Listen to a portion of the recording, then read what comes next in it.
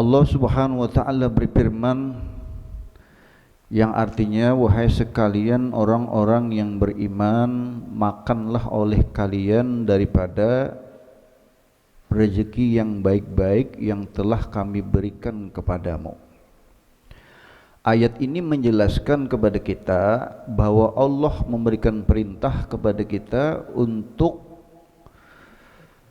mendapatkan daripada sesuatu yang halal. Di antaranya adalah makanan-makanan yang halal, makanan yang baik, halalan thayyiba. Artinya halal di dalam zat daripada makanan itu, dan halal pula di dalam cara mendapatkannya. Karena tidak bisa kita hanya sekedar halal daripada zatnya saja, tapi cara mendapatkannya dengan cara yang tidak halal juga. Maka mesti dengan cara yang halal. Maka oleh sebab itu, salah seorang sahabat Nabi SAW yaitu Sa'ad bin Abi Waqqas. Sa'ad bin Abi Waqqas ini datang kepada Rasulullah SAW, kemudian beliau memohon kepada Rasulullah. Apa ujar Sa'ad bin Abi Waqqas? Udu'allah ayyaj'alani mustajabud da'wah. Ya Rasulullah, doakan ulun, mintakan kepada Allah, ujar Sa'ad nih, agar Allah menjadikan diriku adalah seseorang yang apabila mengangkat kedua tangan memohon lawan Allah, kabul setiap doa. Supaya pengabulan ya Rasulullah, doakan ulun ya Rasulullah, supaya bilanya berdoa ini pengabulan. Maka kemudian Rasulullah SAW pun berkata kepada Sa'ad, ya Sa'ad, atib mat'amak. Wahai Sa'ad, perbaikilah makananmu, pemakananmu. Perhatikan apa yang masuk ke dalam perutmu. Pastikan bahwa semua makanan itu sumbernya dari sesuatu yang halal. Maka ujar Nabi, takun mustajabud da'wah, maka niscaya setiap doamu akan diijabah oleh Allah Subhanahu wa ta'ala. Jadi nang menjadi penghalang bagi kita daripada terkabulnya setiap doa-doa kita itu dikarenakan setiap makanan yang masuk ke dalam perut kita itu tidak bisa dipastikan halal. Pasti kalau munnya kada haram bisa juga subhat. Subhat ini antara halal lawan haram. Misalnya kita diberi orang duit, ya kalau bingung kita, ini nang memberi ini gawiannya dua aja. Gawiannya dua orang nang beri duit nih nah. Yang pertama megawi sebagai ojek. Kalau ojek ini nyata halal. Tapi di sisi lain pulang, bilanya siang ini ojek, bila malam jadi bandar narkoba. Bingung dah lah ya. Ragu ya kalau. Nah, maka oleh sebab itu perkara yang subhat itu atau yang samar-samar itu disebutkan oleh Nabi SAW, man waqa'a fis subhat waqa'a fil haram. Siapa yang mendapatkan barang yang samar-samar antara halal lawan haram, waqa'a fil haram, maka bisa menjadi haram. Apalagi mau nyata-nyata haram sudah. Nah, jadi Nabi SAW mengajarkan kepada Sa'ad bin Abi Waqqas tadi, bilanya hendak pengabulan berdoa, perhatikan daripada pemakanan. Karena ujian Nabi pula nanti akan datang suatu masa. La ya'tiyanna 'alan nasi zamanun, akan datang suatu masa yang menimpa akan manusia, la yubalil mar'u bima akhazal mal, amin halal amin haram. Nanti akan datang suatu masa ujar Nabi di mana orang-orang tidak peduli lagi dari apa yang didapatkannya itu, apakah dari sesuatu yang halal ataupun yang haram. Karena datang masanya tujuan Nabi itu, itu sudah disampaikan oleh beliau 14 abad yang silam. Karena prediksi Nabi itu pasti tepat, pasti terjadi. Kena akan datang masanya itu jen Nabi nya kada peduli lagi nang apa halal kah haram kah, hanya kada sikat terus, kada ada urusannya. Jadinya mencari nang haram yang alih apalagi nang halal ya. Iyalah. Maka bilnya sudah masuk tulah ke dalam parut kita, nang kita pastikan itu nang kada halal ya. Kalau apa ujian Nabi, kullu lahmin nabata min haram panar aula bih. Setiap daging yang tumbuh daripada sumber makanan yang haram, maka lebih pantas bagi orang itu tempatnya ada di dalam neraka. Pantasnya kayak itu sudah. Gitu. Maka oleh sebab itu, kada usah bicara tentang halal haram yang masuk ke dalam parut kita. Ada satu hadis menjelaskan artinya saking kita tuh harus berhati-hati di dalam membeli sesuatu yang kita yakin misalnya nang kita jadikan alat sebagai jual beli itu ada 10%-nya nang haram. Ujar Nabi, man ishtara sauban bi asyrati darahim, siapa nang membeli pakaian dengan harga 10 dirham. Ini umpama aja 10 dirham, jika kita tuh mungkin 100 ribu lah kira-kira baju itulah. Siapa nang membeli pakaian seharga 10 dirham, wa bisamanihi dirhamun haramun, di dalam 10 itu 10%-nya berarti 1%-nya ya, 10%-nya itu dari suatu nang haram. Jika duit 100 ribu tuh 10 ribunya itu sumbernya dari nang haram. Contoh tuh, lam yuqbal lahu sholatu makana alaih, maka solatnya tidak bakal diterima oleh Allah selama pakaian itu masih menempel di badannya ya. Harganya berapa? 100 ribu, nah halal duitnya 90 ribu, nang 10 ribunya nih ambil ampun orang, ditukarakan ke baju, dipakai bajunya gasan sembahyang, selama bajunya itu ada di batang tubuh orang yang sholat itu, maka tidak bakal Allah terima daripada sholatnya. Lalu ujar para ulama, gimana kalau masuk ke dalam parut? Itu kan cuma daripada bagian luar tubuh kita. Kalau masuk ke dalam nang kayak apa? Jadi darah beredar sampai ke otak kita, kepada sel-sel tubuh kita, sampai berjalan ke otak dan sebagainya, sampai jadi daging dan sebagainya. Nah itu Bang. Nah, bahasan di dalam ayat ini sebenarnya adalah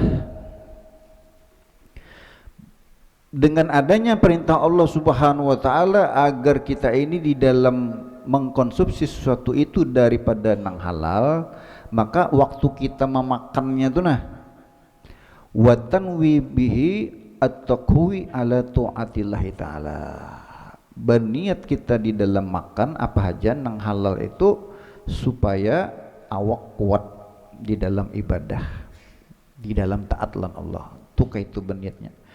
Wa tanwi at-tasabbub bi istikhraj syukri minka li rabbik, berniat pulang kita bahwa dengan makanan ini menjadi sebab sebagai ungkapan syukur kita lawan Allah Subhanahu wa taala dengan Tuhanmu. Jadi bila melihat ada makanan nak dimakan nih, syukur sudah. Belum dimakan, syukur dulu. Artinya di hadapan kita sudah ada rezeki. Berapa banyak orang mencari rezeki kada dapat. Ini sekarang ada di hadapan kita, belum dimakan, apalagi mau sudah makan. Lebih-lebih lagi kita alhamdulillah imbah makan. Kadang-kadang kita inilah ingatnya tuh waktu memulai makan bismillah, imbah tuntung kan ingat lagi alhamdulillah. Bujur kada? Makannya bismillahirrahmanirrahim. Imbah tuntung alhamdulillahnya kan ingat lagi. Basuh piringnya kan ingat. Orang bahari itulah nasi tahambur jadi diputikin nasi Saking apa? Menghargai benar daripada rezeki yang sedikit. Ya. Maja'anal kasir lau ma syakarnal qalil, ujar Syekh Abu Bakar bin Salim. Ya. Tidaklah datang rezeki banyak selama kita tidak mensyukuri yang sedikit. Yang sedikit disyukuri dulu, lalu datang rezeki yang banyak. La in syakartum la azidannakum. Itu janji Allah sudah. Sungguh, ujar Allah, sungguh dengan huruf lam taukid. Ya, la in syakartum, jika kalian bersyukur kepadaku, la azidannakum. Lam lawan nun pulang, huruf taukidnya pulang. Bepasti benar Tuhan. Kadang artinya meyakinkan non kita tuh, nah, bilanya bersyukur pasti sudah. Kadang ragu lagi sudah. La syak, kadang ada keraguan lagi sudah. Nah, ada salah seorang wali min auliya'illahi ta'ala, yang mana beliau ini bila berdoa pengabulan, bahkan dikatakan doa beliau ini secepat kilat kabulnya. Siapa? Al-Habib Soleh bin Muhsin Al-Hamid, atau Habib Soleh Tanggul.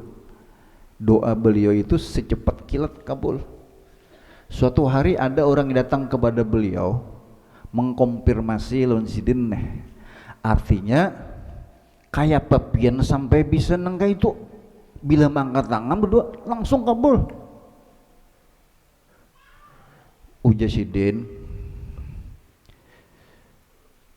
seandainya aku nih lah jahidin lah tidak menjaga diriku daripada murkanya Allah Subhanahu wa ta'ala, maka tentu saja Allah tidak bakal mengabulkan doa-doaku ya Nabi. Itu karena aku, ujar Al-Habib Soleh bin Muhsin Al-Hamid, aku tidak pernah menjadikan Tuhanku murka kepadaku. Kadang mula sarik dengan Tuhan. Itulah sebabnya manakala beliau berdoa memohon kepada Allah Subhanahu wa ta'ala, baik untuk diri beliau ataupun untuk orang lain, doanya langsung kabul, cepat kabulnya itu. Jika tamu tuh belang minta doa, belum lagi sampai ke rumah tamu tadi bulik kabul. Banyak kisah-kisah sih gitu, orang nang belang, beb doakan beb untuk ini, bulik kurang tadi ke rumah, belum sampai ke rumah kabul sudah. Kan luar biasa kalau.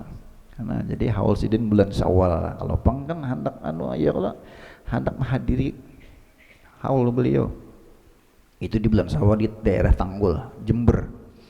Lumayan jauh juga pang dari Surabaya lah, Jember.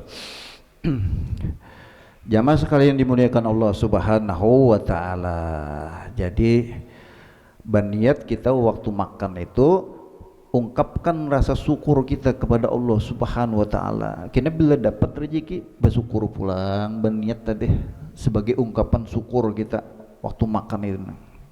Dan Allah Subhanahu wa ta'ala berfirman, ijyaqulu subhanahu kulu min rizki rabbikum fashkuru lahu. Makanlah daripada rezeki yang diberikan oleh Tuhan kalian dan bersyukurlah. Bersyukur disuruh, maksudnya alhamdulillah imbah makan tuna. Fakis ala hazaini misal ini ma'adahuma minat ta'ati wal mubahat. Lalu jasidin ulang bandingkan dua perkara, dua perumpamaan, dan yang selain dari yang dua itu, apa yang dua tadi? Nang kita disuruh membandingkan minat ta'at wal mubahat. Pertama di sini adalah kita kembali ke halaman sebelumnya. Misaluhu minat ta'at ayanwiya biqiraatil Qur'an. Membaca Al-Qur'an itu sebagai bentuk ketaatan kita kepada Allah. Sedangkan waktu kita memulai untuk makan itu adalah melakukan satu pekerjaan yang sifatnya mubah. Apa garang arti mubah? Mubah itu adalah ma la yusabu ala fa'ilihi wa la yu'aqabu ala tarikihi. Jadi bilanya orang nih menggawi nang mubah tadi lah, inya kada diberi pahala. Kita makan kada berpahala makan itu karena mubah. Dan siapa yang meninggalkan daripada pekerjaan mubah ini, perbuatan mubah ini seperti makan, nya kada hakun makan, maka inya kada du siksa, kada berdosa inya.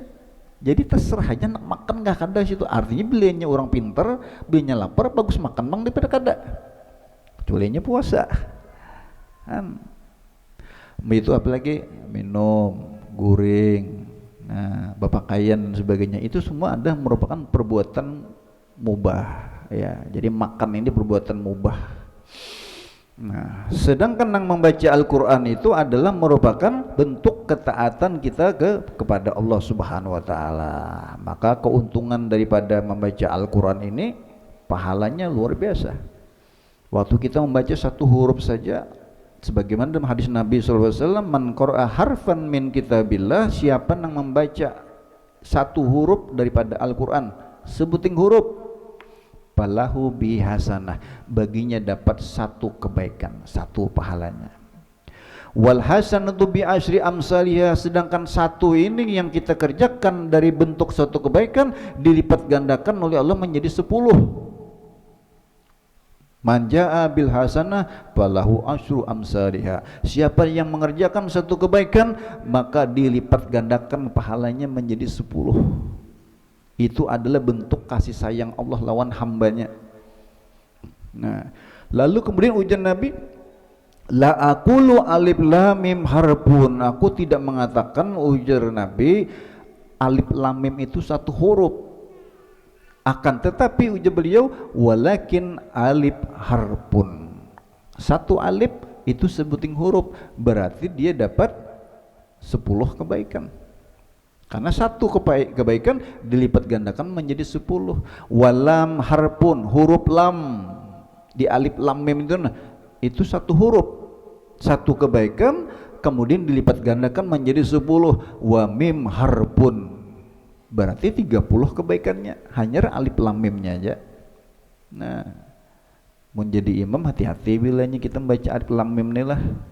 Bismillahirrahmanirrahim, alif lam mim ya. Nah jurang ini pasti panjang nih. Laos nih bila alif lam mim nih jurang ya kalau. Sakanya apa? Alif lam mim, Allahu Akbar. Sahlah sembahyangnya. Sah. Karena alif lam mim ini adalah bagian daripada ayat Al-Qur'an. Tidak ada masalah. Jangan sangka buruk duluan imam.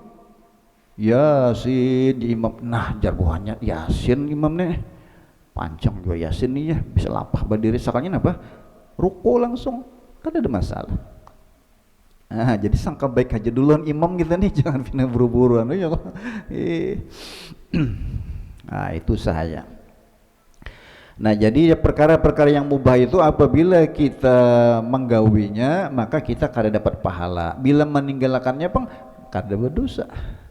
Nah, tetapi apabila kita niatkan dengan niat yang baik, seperti halnya kita hendak makan berniat mensyukuri nikmat Allah Subhanahu wa taala, menjadi suatu energi di dalam melaksanakan ibadah, jadi pahala makannya.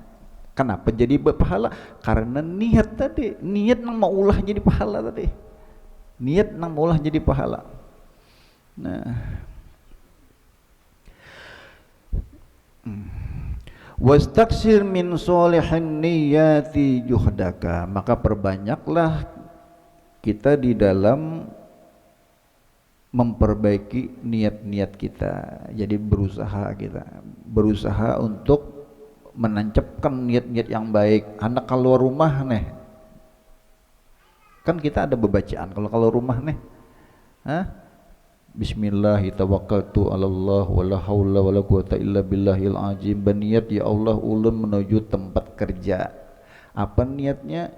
Untuk mencari atau menggapai rezekimu yang halal. Berniat untuk menghidupi keluarga di rumah, untuk memberikan sejahtera bagi keluarga kami, misalnya berniat gitu. Nah kemudian dia pergi ke tempat kerjanya, pahalanya karena lurus niatnya tadi, kada niat nang macam-macam.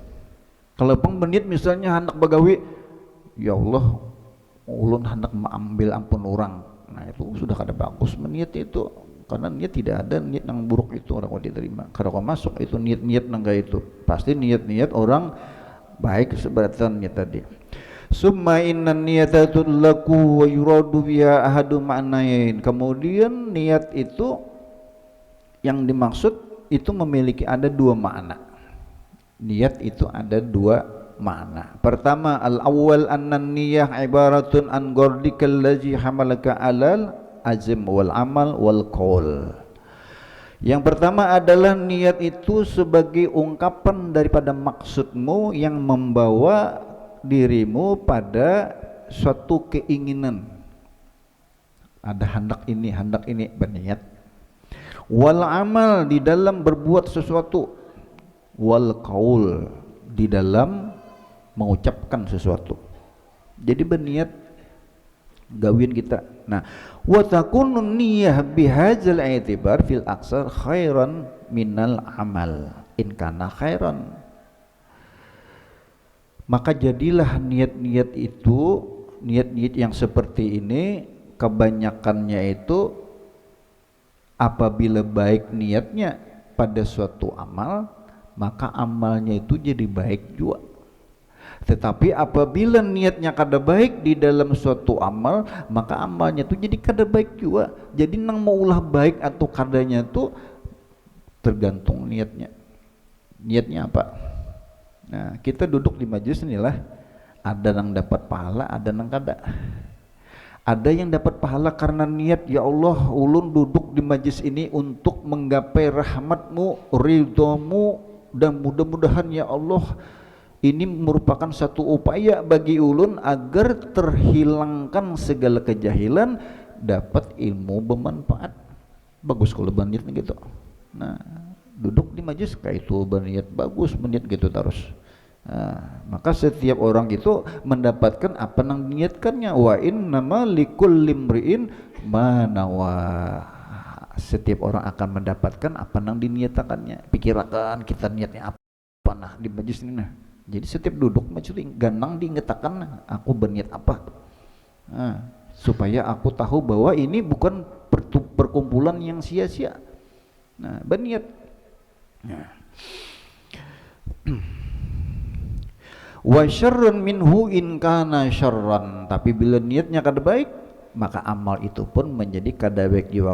Qala alaihi salatu wasallam niyatul mu'min khairun min amalih, sebagaimana Rasulullah SAW bersabda bahwasanya niat orang beriman itu lebih baik daripada amalnya. Ini berniat tajigin kita ini sudah berpahala. Ya, berniat. Fanzur kaifa khassal mu'min bizikr. Perhatikanlah bagaimana Allah memuliakan, mengistimewakan orang yang beriman. Karena orang beriman ini bila berniat, maka dengan niatnya itu sudah lebih bagus daripada beramal. Sebab kita ini bisa aja berniat tapi kada kawa menggawi, tapi sudah berniat. Nah, itu dicatat sudah pahala kita. Karena berniat bujur-bujur karena Allah Subhanahu wa taala. Berniat kita. Itu yang pertama. Wal ma'na tsani, kemudian yang kedua lagi bahwasanya an-niyah ibaratun an qasdika fi'la syai'i wa azmika alaih. Yaitu niat itu adalah sebagai ungkapan maksudmu di dalam mengerjakan sesuatu ataupun menghendaki sesuatu. Wa hadhihi niyah la takunu khairan minal amal. Maka niat yang seperti ini tidak menjadi lebih baik daripada amalnya. Kadang yang pertama tadi, dia tidak menjadi lebih baik daripada amalnya. Walakin la yakhluil insan inda azmih, akan tetapi saat dia melaksanakan keinginannya, setiap manusia itu tidak luput daripada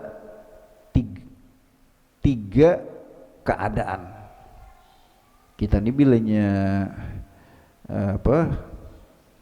hendak mengerjakan sesuatu, kita tidak akan luput daripada tiga keadaan ini. Yang pertama adalah ayazima wa ya'mal, berniat dan mengamalkan. Berniat dan mengamalkan. Kayak itu kalau aku aja berniat hendak menggawe ini, aku berniat kena masuk ke masjid ini untuk iktikaf misalnya. Berniatnya kayak itu, dia gawenya duduk iktikaf itu. Mulai masuknya berniat, nah, nawaitu an a'takifa fi hadzal masjid, berniatnya digawinya langsung. Nah, itu yang pertama. Yang kedua adalah ayat ajima wa la ya'malu ma'al qudrah. Inya sudah berniat tapi kada langsung digawinya, kada langsung diamalkannya, padahal inya sanggup jaka menggawinya itu, tapi inya kada menggawinya. Maka wa hukmu hajil halah walati qablaha, dan maka hukum daripada keadaan ini dan sebelumnya tadi sebelumnya apa? Aya azima wa ya'mal, ada keinginan dan mengamalkan. Sedangkan yang kedua ini tadi apa? Ada keinginan tapi kada digamalkan, padahalnya sanggup Nah, qad ata mubayyinan fi marwa an Ibnu Abbas radhiyallahu anhuma, ada hadis yang menjelaskan tentang ini sebagaimana yang diriwayatkan daripada Ibnu Abbas atau Abdullah bin Abbas, sepupunya Nabi. Nah, meriwayatkan hadis ini daripada Nabi Muhammad sallallahu alaihi wasallam. Apa ujar Nabi? Innallaha katabal hasanat was sayyi'at, sesungguhnya Allah itu mencatat segala kebaikan dan keburukan. Summa bayyana zalika biqouli, kemudian menjelaskan Allah Subhanahu wa taala, faman hamma bihasanatin falam ya'malha katabahallah indahu hasanatun kamilah.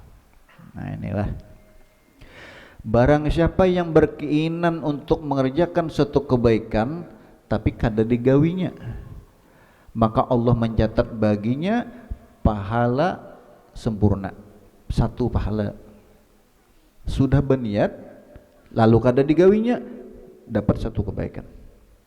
Nah, fa in hamma biha fa amilaha katabahallahu indahu asu hasanat ila sab'i mi'ati di'fin ila ada'af. Tapi apabila dinya misalnya berkeinginan mengerjakan suatu amal lalu digawinya, maka Allah mencatat baginya pahala 10 kebaikan, bahkan sampai dilipat gandakan menjadi 700 kebaikan dan berlipat ganda, berlipat-lipat, asalkan diniatakan tadi. Nah, digawinya pulang terbanyak pahalanya daripada kadang mengamalkan.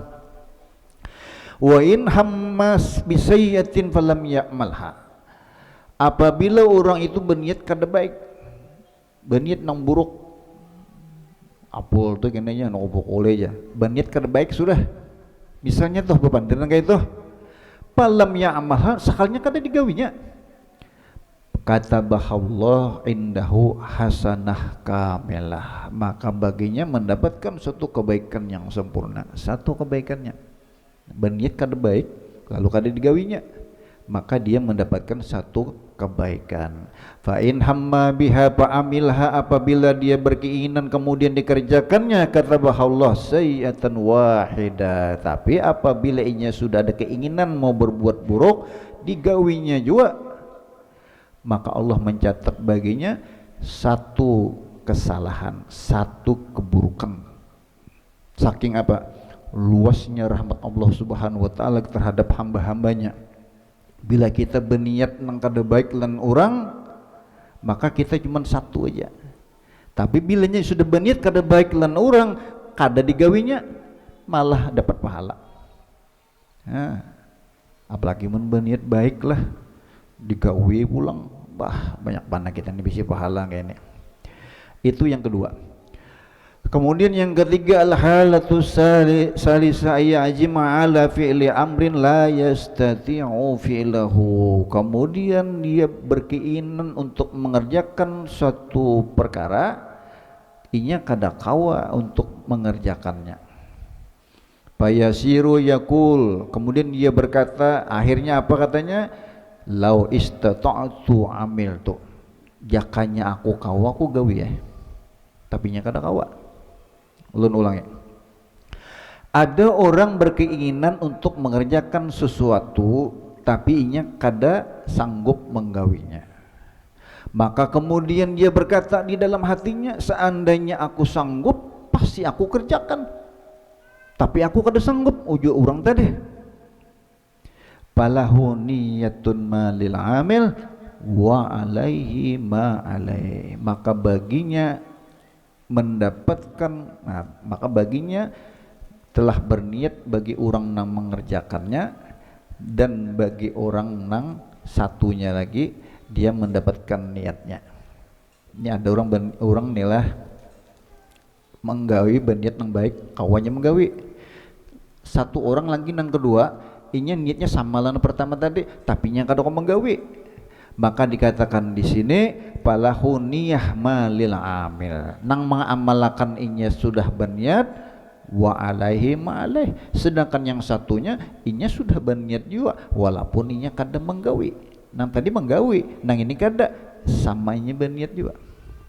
Nah, wa dalil ala zalika qauluhu alaihi salatu wasalam. Sedangkan petunjuk dari perkara itu sebagaimana yang disabdakan oleh Nabi sallallahu alaihi wasallam, annasu arba'atun. Manusia itu dibagi menjadi 4. Manusia di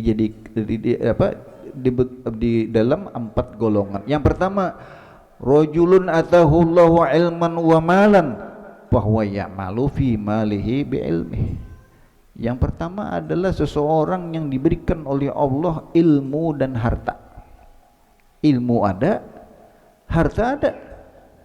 Wa huwa ya'malu fi malihi bi ilmihi. Dia menjalankan hartanya itu dengan ilmunya. Kan kadang mau orang tua sesat amunnya menjalankan hartanya itu dengan ilmu. Fayaqulu akhir, lalu ada pulang nang seikong. Ini yang pertama tadi lah. Ujian seikong tadi, lau atani Allah misla ma atahu, seandainya Allah memberi aku seperti yang diberikan kepada orang ini tadi. Ujian orang kedua nih, diberi ilmu, diberi harta. Apa jar orang yang kedua tadi? Amil tu misla amaleh. Aku hendak mengerjakan seperti yang dikerjakan oleh orang ini tadi. Nah, ini masalah niat lah. Orang ini berisi harta lawan ilmu. Lalu dijalankannya hartanya dengan ilmu. Bagus kalau. Lalu ada orang lain.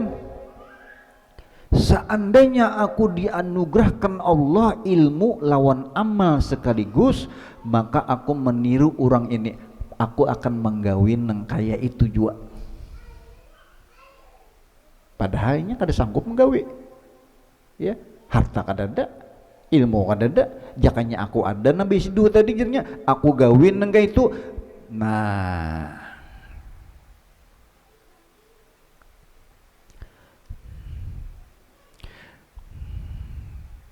bahuma pil ajri sawa, maka yang dua orang ini pahalanya sama. Kenapa jadi sama? Apa yang menjadikan jadi sama? Niatnya. Nang seikong berniat kemudian diamalkannya, nang seikong berniat tapi kada kau amalkan. Di pintangan niat nang ini nah kita bagus-bagus banyak bisi niat nang baik-baik. Dapat pahala sama lawan orang tadi. Padahal luar biasa orang itu menjalankan hartanya dengan ilmu. Sedangkan yang berniat tadi mun kawannya juga mengamalkan gitu, tapi ini sudah berniat, bila aku dijulungi ilmu dan amal akan kujalankan hartaku itu dengan ilmu. Mun aku dijulungi ilmu lawan harta, aku jalankan seperti itu, berniat ajanya. Nah, yang ketiga, wa rajulun atahu Allahu malan wala yu'tihi ilman. Ada seorang laki-laki yang Allah berikan kepadanya harta tapi kada diberikan ilmu. Harta aja ada biasa, ilmunya kada ada dalam menjalankannya. Bahwa yahbitu fi malihi bijahlih. Dia menjalankan hartanya dengan kejahilan. Jika orang itulah harta banyak, warisan misalnya, tapi kada bisa mengelola hartanya, maka orang itu akan hancur. Usahanya akan bangkrut. Amun kan bisa mengelola dengan betul. Kenapa? Ilmu di dalam mengelola hartanya kan ada. Nah, ini yang tipe yang ketiga lah. Orang nang besi harta tapi kadada ilmunya, lalu dia menjalankan daripada hartanya itu dengan kejahilannya, maka kemudian ada orang nang keempat pulanglah terakhir. Fayaqulu akhar, lalu ada orang yang berandai-andai, lau atani Allah mislama atau, seandainya Allah berikan aku seperti yang diberikan kepada orang ini. Ini nang diturutin, ini kada baik ya kalau orang nang menjalankan harta tadi. Tapi kada dengan ilmu, jakanya aku aja beisi harta nang kayaknya tadi, aku pasti umpat cara-cara inya nang ini ujarinya tadi.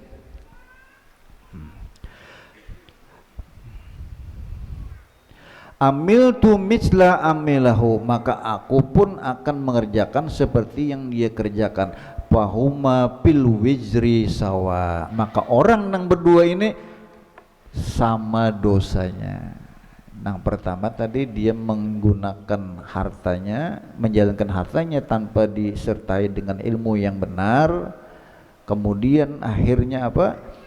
Dia gunakan harta tadi untuk berpoya-poya, digunakan untuk menjalani kehidupan yang serba menghamburkan harta misalnya. Lalu ada orang kepingin kayak tujuh bahiri, bercita-citanya menakun kayak inya nih, aku menuruti caranya, aku akan menjalankan harta yang kumiliki untuk bersenang-senang semata-mata. Kadada untuk sedekah, kadada untuk apa, menafkahi keluarga, kadada. Akhirnya maka ujar Nabi, orang yang berdua ini dalam urusan dosanya sama. Nah, ya. Apa yang menjadikan sama? Itu karena niat itu aja. Masalah niat ini penting mana dijaga, ya. Nah malam ini kalau kita ada yang berniat di malam ini duduk di sini, maka niat-niat itu akan berbeda satu sama lain. Bahkan ada yang niatnya sampai 5 buting niat, ada yang 3 buting niat, ada yang sebutingnya niat, ya Allah ulun duduk di sini untuk menggapai ridhomu semata-mata. Ada juga yang meminta lawan Allah, ya Allah ulun mengharapkan setelah ulun keluar daripada majelis ini engkau ampuni dosa-dosaku. Karena memang setiap majelis itu setelah kita berdiri dosa-dosa kita berguguran, diniatakan pulang nangkai itu, maka nyata orang itu dosa-dosanya dibersihkan oleh Allah Subhanahu wa taala. Makanya kita kan dianjurkan bilanya sudah selesai daripada setiap perkumpulan seperti ini membaca doanya. Apa doanya? Kafarat majelis, penebus daripada segala dosa, yaitu subhanakallahumma wa bihamdika asyhadu an la ilaha illa anta astaghfiruka wa atubu ilaik. Ini doa ini dibaca kita sambil berdiri, mbah tuntungan sudah. Subhanakallahumma wa bihamdika asyhadu an la ilaha illa anta astaghfiruka wa atubu ilaik. Baca terus itu mesti dihafal itu. Jadi bilanya kemana-mana aja duduk di satu majelis ilmu, bila sudah selesai hendak bulik berdiri, maka kelalaian ataupun segala ucapan yang sia-sia di tempat tersebut yang menyebabkan timbulnya dosa, maka dosa-dosa itu dihapus oleh Allah Subhanahu wa taala. Makanya doa itu disebut sebagai kafarat majelis. Kafarat itu artinya apa? Penebus dosa-dosa. Penebus dosa-dosa. Wallahu a'lam bishawab. Mudah-mudahan berkat perkumpulan kita di malam hari ini Allah Subhanahu wa taala mengampuni segala dosa-dosa kita dan amal ibadah kita diterima oleh Allah Subhanahu wa taala, bahkan dilipat gandakan dengan adanya niat-niat yang baik, ya.